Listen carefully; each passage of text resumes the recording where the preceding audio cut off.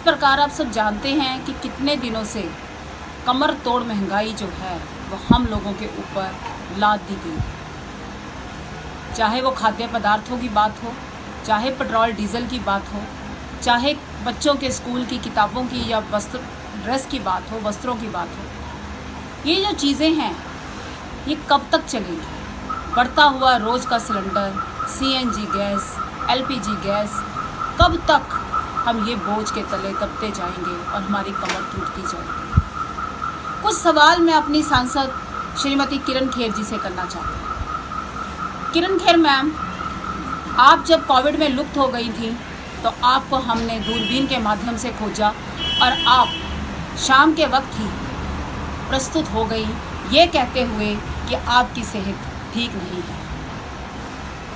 लेकिन आज मुझे समझ नहीं आ रही, जब इतनी कमर तोड़ महंगाई इस बीजेपी शासित सरकार ने कर दी है, आम आदमी का जीना बेहाल हो चुका है, तो आपको आज क्या मैं माइक्रोस्कोप लेके ढूंढूं?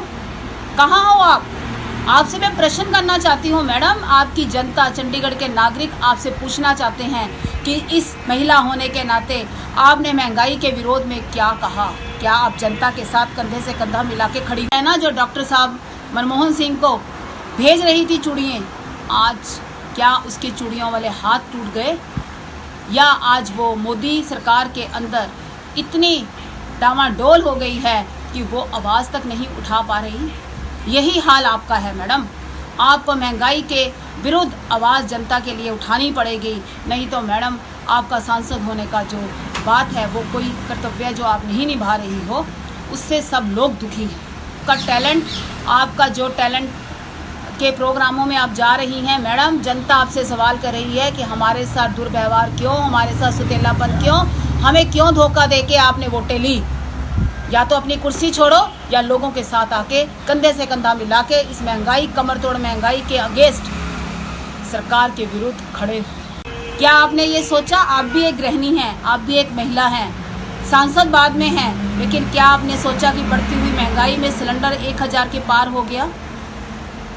क्यों नहीं सोचती? क्यों नहीं जनता के साथ आप इस तरीके से सुतेला व्यवहार कर रही हैं और खुद आप टीवी कलाकारों के बीच में बैठ के बहुत अच्छे रोचक प्रोग्रामों में अपने आप को शोभित कर रही हैं? क्या ये उचित है?